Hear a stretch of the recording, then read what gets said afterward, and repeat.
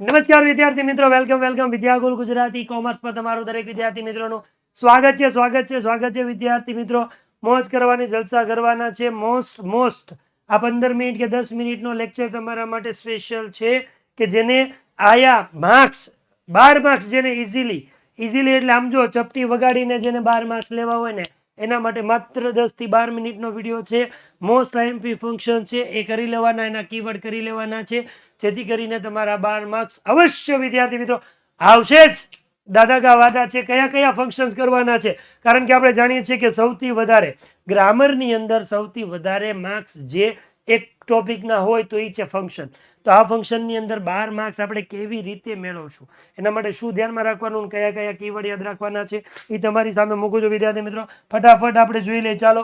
અને તમને ક્લિયરિટી કરતો જઈશ કે કઈ જગ્યાએ તમારે શું જરૂરી છે, કઈ વસ્તુને તમારે ધ્યાનમાં લેવાની છે.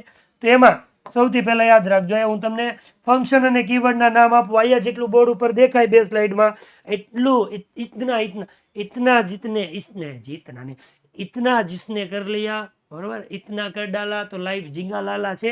કયા કયા ફંક્શન છે એવા જો. તો ફંક્શનના નામ આપણે યાદ રાખીએ. કેટલા જ ફંક્શન કરવાના? મેક્સિમમ. જો 10 મિનિટ તમને લેક્ચર આપું છું, બરાબર, તો 10 કરતાં એકાદો વધારે, પણ મેક્સિમમ 10 થી 11 જ ફંક્શન કરવાના છે. એમાં આપણું બધું જ કામ થઈ જશે. ખાસ કરીને રિસ્પોન્સ અને આઈડેન્ટિફિકેશનમાં. તો અહીંયા આપણે એવું લખીએ છીએ ફંક્શન એટલે કે ફંક્શનનું નામ, બરાબર, ફંક્શન્સ. અને આ બાજુ આપણે વિદ્યાર્થી મિત્રો લખશું એના કીવર્ડ. જેને કાંઈ ફંક્શન આવડતા જ ન હોય, કાંઈ ન કર્યું હોય એટલું કરવાનું, એટલે તમારે 12 માર્ક્સ વિદ્યાર્થી મિત્રો ઇઝીલી આવી જશે. આપણે કઈ પેન લઈશું? લીલા કલરની પેન લઈશું. કયા કયા ફંક્શન કરવાના છે એ સૌથી પહેલા કરીએ. એ પહેલા હું છે ને નાની એવી પેન કરી નાખું, બહુ મોટા અક્ષર થઈ છે. તો પહેલા ફંક્શનની અંદર તમારે યાદ રાખવાનું છે મેકિંગ સપોઝિશન. પહેલા આપણે ફંક્શન લખી દઈએ, એક જ સ્લાઇડમાં લખી દો, બધું પતાવી દઈએ, જય શ્રી રામ કરી નાખીએ. આમ જો બીજામાં રાખવાનું છે યાદ શોવિંગ રિઝલ્ટ. ત્રીજા નંબર ઉપર યાદ રાખવાનું છે શોવિંગ પર્પસ. 4 નંબર ઉપર વિદ્યાર્થીઓ રાખવાનું છે તમારે સૌથી નવા ક્રમ પ્રમાણે જોવા જઈએ, બરાબર, તો habitual past. Yes, habitual past.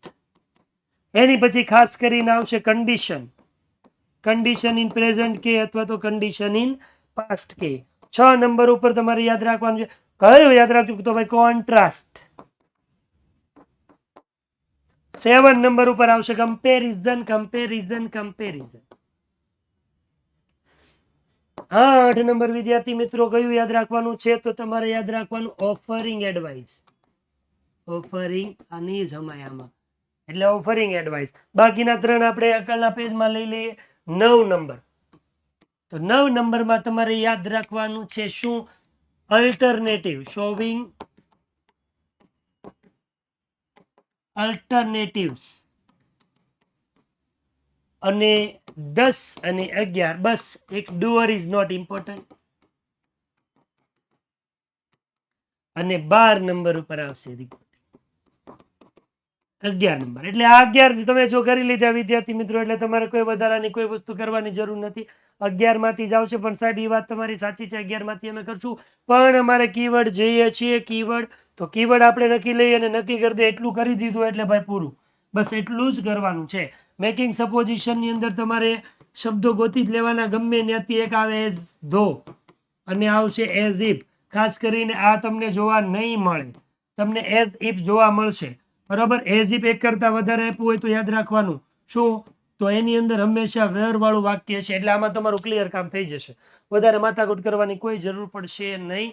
ખાલી વર એઝ ઇફ અને વર ગોતો એટલે તમારો જવાબ મળી જશે ભાઈ. વર ગોતજો ભાઈ, વહુ નહીં ગોતતા. શોવિંગ રિઝલ્ટ છે તો એની અંદર 4 કીવર્ડ આવશે ભાઈ. પેલા 4 કીવર્ડ કયા કયા? 4 કીવર્ડ જોયો તો જ્યારે રિઝલ્ટ કહે ત્યારે તમારે યાદ રાખવાનું છે એક તો ટુ, એક તો યાદ રાખવાનું છે ઇનફ ટુ,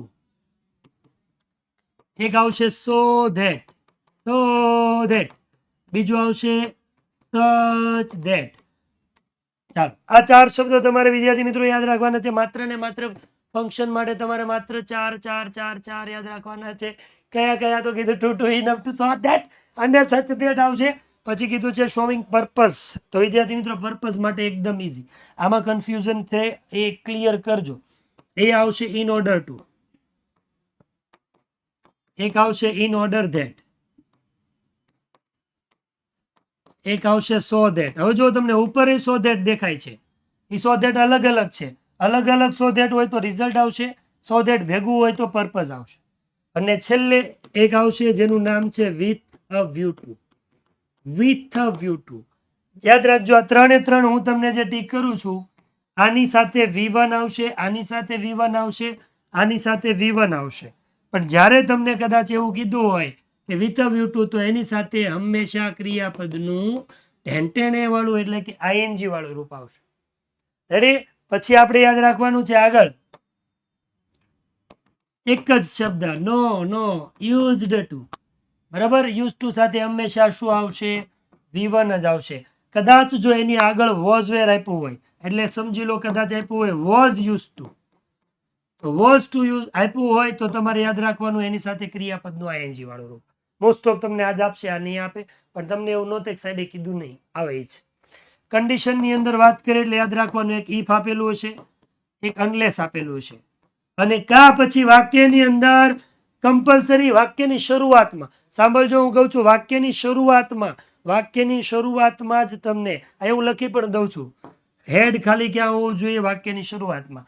આ ત્રણ વર્ડ્સ હોય એટલે તમારે યાદ રાખવાનું છે કે આ કન્ડિશનનું વાક્ય છે. પછી આપણે કોન્ટ્રાસ્ટની વાત કરી. કોન્ટ્રાસ્ટ એટલે વિરોધાભાસમાં તમારે એટલા જ યાદ રાખવાના છે, એટલે બહુ બધા છે. બટ, યેટ, સ્ટીલ, પછી આપ્યું હોય ધો, પછી આપ્યું હોય ઇવન ધો, પછી આપ્યું હોય અલ ધો, આપ્યું હોય હાવ એવર, પછી તમને આપ્યું હોય ઇન સ્પાઇટ ઓફ, અને આપ્યું હોય ડિસ્પાઇટ ઓફ. તો આ તમને જ્યારે દેખાય એટલે તમારે સમજી જવાનું કે ભાઈ આ કયા કયા વર્ડ છે. તો તમારે યાદ રાખવાનું છે કે કોન્ટ્રાસ્ટના છે. કમ્પેરિઝન કે એટલે કમ્પેરિઝનમાં હંમેશા ડિગ્રી આવે. ડિગ્રીમાં આ વર્ડ હોય એઝ હોય, અથવા સો એઝ હોય, અથવા કોઈ પણ વિશેષણની પાછળ ER અને ધેન હોય, આગળ ધ હોય અને EST આપ્યું હોય, બરાબર? વન ઓફ ધ આપ્યું હોય, મોર આપ્યું હોય, મોસ્ટ આપ્યું હોય, વેરી ફ્યુ આપ્યું હોય, વેરી ફ્યુ આપ્યું હોય, મેની અધર આપ્યું હોય, એની અધર આપ્યું હોય. આવા વર્ડ હોય એટલે યાદ રાખવાનું કે ભાઈ આ તમારા માટે કયો ફંક્શન તમને ક્લિયરિટી કરે છે? તો એ એવું કહે છે કે ભાઈ આ કમ્પેરિઝનનું વાક્ય છે, એમાં ક્યાંક ને ક્યાંક કમ્પેરિઝન થાય. બીજું કીધું હોય ઓફરિંગ એડવાઇસ. તો ઓફરિંગ એડવાઇસની અંદર ત્રણ જ શબ્દ વિદ્યાર્થી મિત્રો યાદ રાખવાના. એક આવશે શુડ, એક આવશે ઓટ ટુ, અને એક આવશે હેડ બેટર.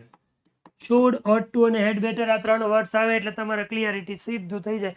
ઓફરિંગ એડવાઇસ, કદાચ તમને ઓફરિંગ એડવાઇસની જગ્યાએ એમ કે સજેશન, તો બેનો મતલબ એક જ છે, કોઈ ફરક નથી. Advice is suggestion and suggestion is advice. Both are same.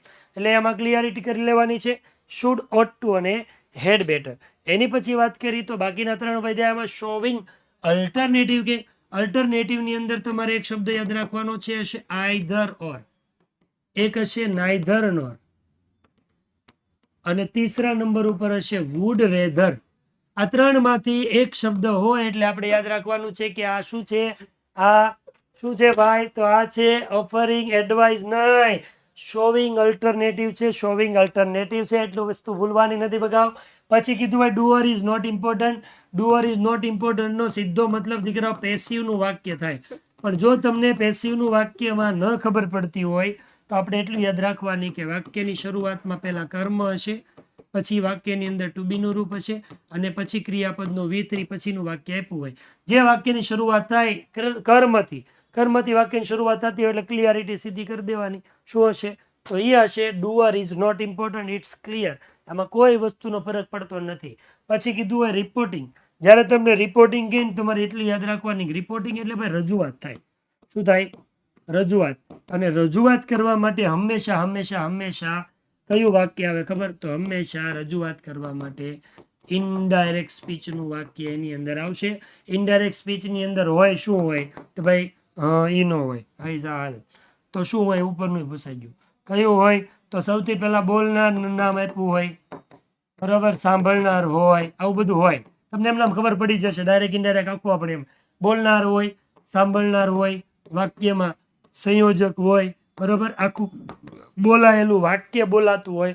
આવું જ્યારે આપ્યું હોય એટલે તમારે સમજવાનું કે આ વાક્ય કેવું છે, ડાયરેક્ટ માંથી ઇનડાયરેક્ટમાં ફેરેલું વાક્ય છે.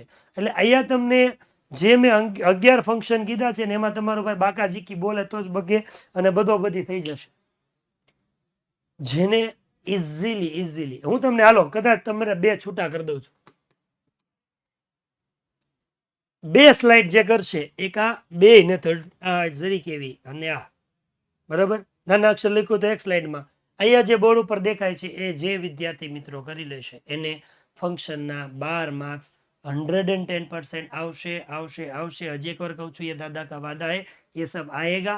इतना सबसे पहले कर लेना है, उसके बाद बाकी सब करना है. ये कर लीजिए. 12 मार्क्स आपके आएंगे. कहाँ आएंगे? सेक्शन ए में आइडेंटिफिकेशन और रिस्पॉन्स में, और सेक्शन डी ની અંદર કમ્પ્લીટ ધ સેન્ટેન્સ ની અંદર આવશે. 12 માર્ક્સ કવર કરી લેવાના છે. ઈઝી છે ભાઈ. હવે આપણી પાસે સમય નથી, બરાબર. કીવર્ડ જ નથી આવડતા તો નથી આવડતા, એનું કોઈ સોલ્યુશન નથી આવડતા બેટા તો એને આવડતામાં ફેરવો તો તમારે 12 માર્ક્સ ઇઝીલી આવી જશે. બસ વિદ્યાર્થી મિત્રો આજે એટલું. ફરી પાછા નવા લેક્ચરની અંદર મળીએ. ટાટા બાય, જય શ્રી કૃષ્ણ, હર હર મહાદેવ. વિદ્યાકુલ ગુજરાતી કોમર્સ સાથે જોડાયેલા છે. ટાટા.